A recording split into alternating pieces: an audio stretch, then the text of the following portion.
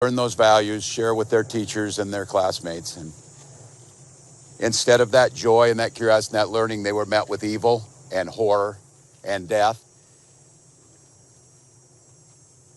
And we often come to these and say, these unspeakable tragedies, or there's no words for this. There shouldn't be words for these types of incidents because they should not happen. And there's no words that are going to ease the pain of the families today. On behalf of all the people of Minnesota, our deepest sympathies. A wish that any of these words would make what you're feeling now better, but it won't. A place that's founded on community, founded on service, founded on family. I'd like to give special thank you to the mayor and the team in Minneapolis, the Minneapolis Police Department, Hennepin County Sheriff's Office, Minnesota State Patrol, the BCA, so many agencies, our federal partners in the FBI, the first responders, and the heroic work that's happening now as we speak at multiple medical locations, including Hennepin County Medical Center, where most of our children were transported to receive the life-saving care. The thoughts and prayers and the hopes and the support that we need to give them in this moment too is critical. Speaking with all the people here and grateful to our federal partners, Senator Klobuchar speaking early this morning and receiving a call from President Trump, who was with his leadership team of the Attorney General and the Vice President, expressing their deep condolences amongst the horror that happened and an offer to provide the support to the folks here in Minnesota of what's needed. So there's a lot of cameras here, and unfortunately we've been through these types of things. They will be gone at some point. All of you, you have to do your jobs. But what happened here today will not be gone. Minnesotans will not step away. We'll stand with this community. We'll redouble ourselves to do the best we can to understand what we can do to prevent any parent from having to receive the calls they received today, from any school dedicated to children having to respond to a situation that, as we said, is unthinkable, but that's all too common, not just in Minnesota, but across this country. It's Minnesota's day today, and it's my strongest desire that no state, no community, no school ever experiences a day like this. So I ask the rest of the folks around the country who are watching, keep us in your thoughts and prayers, but also keep us in the thoughts for action. Keep us in the ideas that we can work together. And it's on these days like this, I think, and I hope we can hold on to it, we are unified as a community. Everybody across the country today is part of the Annunciation Parish, and they're with those families. With that, Minneapolis Mayor Jacob Frey. Thank you, Governor. Throughout the morning, we have seen this extraordinary Minneapolis family step up in thousands of different ways. People with strength, resilience, compassion, and love for the families that have been forever impacted by this heinous act. We want to make sure that we're doing everything possible for them right now, and I want to give a special thank you, and we are so grateful to all of the faculty and the teachers at Annunciation. The way that they acted during severe threat and danger was nothing short of heroic. This is a tragic and horrible event that should never occur, and it would have been all the more tragic and horrible had they not stepped in, at times perhaps put themselves in danger to protect others. As horrible as this has been, it could have been far worse. I'm grateful for our law enforcement partners, our police officers in the Minneapolis Police Department and other law enforcement agencies well beyond that step up, that answered the call to make sure that they were running towards danger when so many of the rest of us would have run in the other direction. Thank you. We are so appreciative of your service. To Principal DeBoer, and your whole team, the ethic that you have showed, the love that you've shown, it's flat out incredible. And at the same time, look, we need to be doing more than talking. It can't just be words. There needs to be action. And when we have seen school shooting after school shooting, when we have seen churches get shot up by horrible actors, I think the impetus has to be on all of us as leaders to do a whole lot more, to recognize that we've got more guns in this country than we have people. And it's on all of us to recognize the truth and the reality that we can't just say that this shouldn't happen again and then allow it to happen again and again beyond that. It's on all of us. And I have heard about a whole lot of hate that's being directed at our trans community. Anybody who is using this as an opportunity to villainize our trans community or any other community out there has lost their sense of common humanity. We should not be operating out of a place of hate for anyone. We should be operating from a place of love for our kids. Kids died today. This needs to be about them.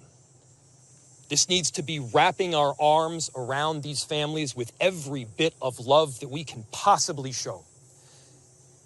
And I know that our Minneapolis family and well beyond is prepared to do exactly that. And so my message to everyone out there is, again, these families are experiencing some acute pain right now. But don't just think of these as somebody else's kids. Think of your own.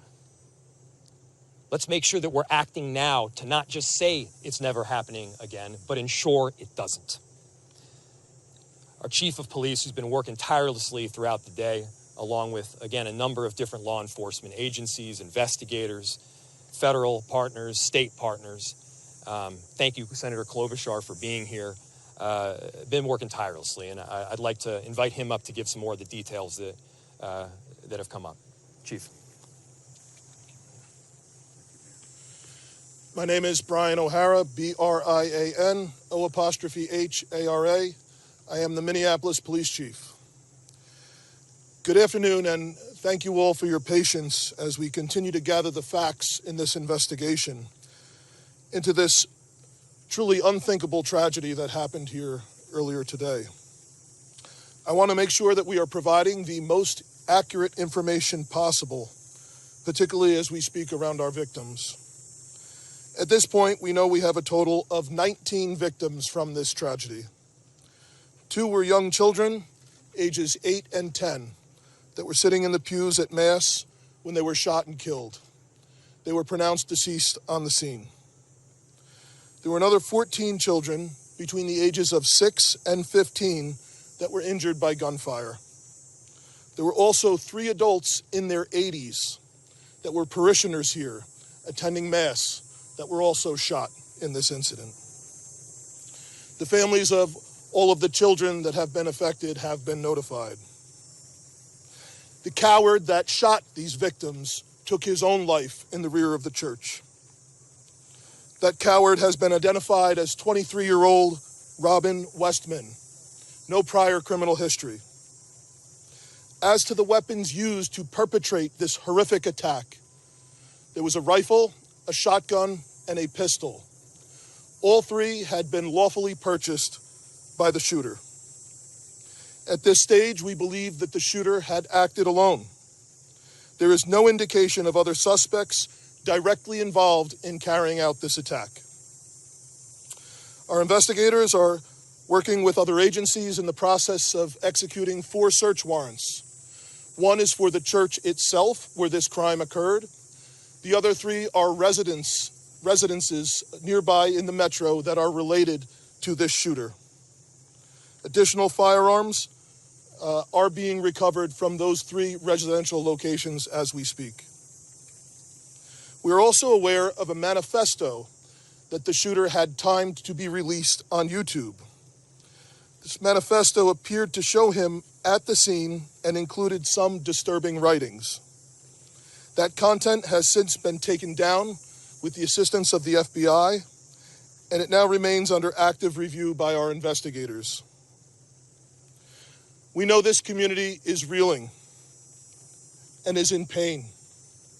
I want to ensure everyone in our community, this parish, all of the families affected, and all of our residents, that all of law enforcement collectively, local law enforcement, our county, our state, and all of our federal law enforcement partners have been here, and we are all working tirelessly to uncover the full scope of what happened, to try and identify a motive why it happened, and whether there are any other further details. We will continue to share updates as the investigation progresses, and we remain committed to being as transparent as possible while protecting the integrity of this investigation.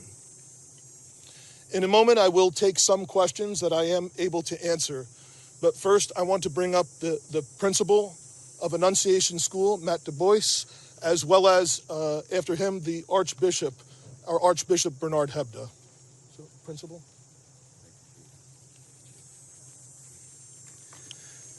Good afternoon, everyone. To any of our students and families and staff watching right now, I love you.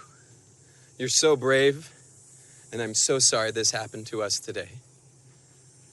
Within seconds of this situation beginning, our teachers were heroes. Children were ducked down. Adults were protecting children. Older children were protecting younger children. And as we heard earlier, it could have been significantly worse without their heroic action. This is a nightmare, but we call our staff the dream team. And we will recover from this. We will rebuild from this. When we planned for this school year, we intentionally chose a theme from the prophet Jeremiah chapter 29, a future filled with hope. There's nothing about today that can fill us with hope. We, as a community, have a responsibility to make sure that no child, no parent, no teacher ever has to experience what we've experienced today, ever again. I need everybody to commit those words to your speech patterns, never again. We lost 2 angels today. And please continue to pray for those still receiving care. We can't change the past, but we can do something about the future. There's an African proverb that says, when you pray, move your feet. So I beg you, I ask you to please pray, but don't stop with your words. Let's make a difference and support this community, these children, these families, these teachers. Never again can we let this happen. I love you, Annunciation family. We're with you, and we will be stronger when this is done. Archbishop Hebda will be coming next.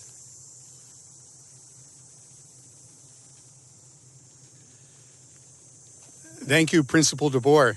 I'm so grateful that Mayor Fry and the Chief both mentioned how valiant you and your staff were. I'm so grateful to the pastor here at Annunciation, Father Dennis Zarin, for the deacon, Deacon Kevin Keneally, also were heroic in this time. But how sad it is, for sure, not only for the families who are directly involved, but indeed for families everywhere who feel the threat that comes from an event, a tragedy like today's. I would never want to correct a principal, but Principal DeBoer said it wasn't so clear where would be the source of hope. And brothers and sisters, we have to be men and women of hope. Already today, I've been receiving messages from all over our country promising prayers. And I think it's the prayers of the feet as well, Principal. That is, for me, is a source of hope, just as we see families stepping forward to help those who have been impacted by this terrible tragedy. Very grateful that Principal DeBoer spoke about prayer. Certainly that the bell in a Catholic church is always a call to prayer. And so it's a reminder for us, for sure, to be praying. And we have to recognize that it's through prayer and through that prayer of the feet, through that action, that we can indeed make a difference. That has to be the source of our hope. I was particularly pleased today to receive a message from Pope Leo. If you'd bear with me, I'd like to share that with you. It comes directly from Cardinal Pietro Parolin, who's the Secretary of State, and it reads like this.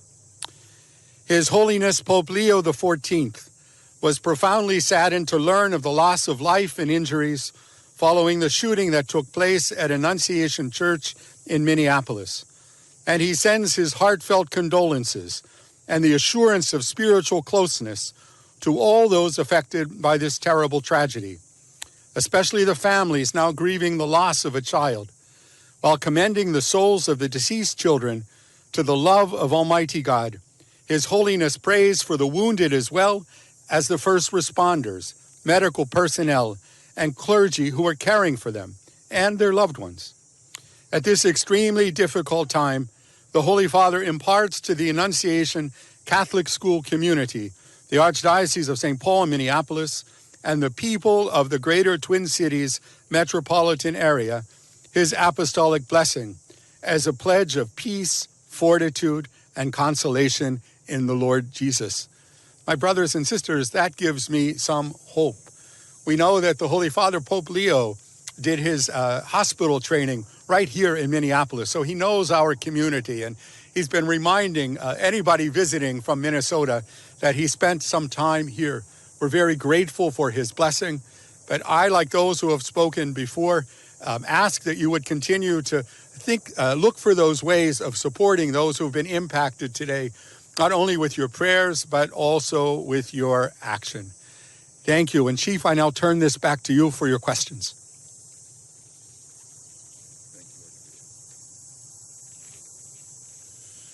Thank you, Archbishop. As I mentioned, obviously the investigation continues in its preliminary stages.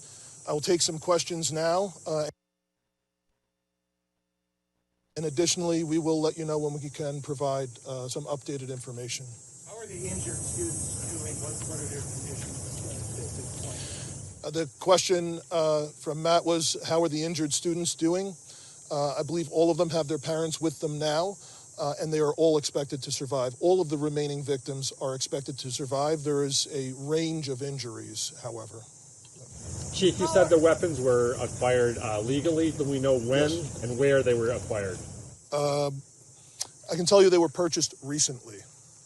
Chief, can you tell us anything more about a possible motive here? We've also heard reports that the suspected shooter's mother was employed here at some point. Can you confirm that as well? So the question was on a possible motive and a relationship to the church or to the school.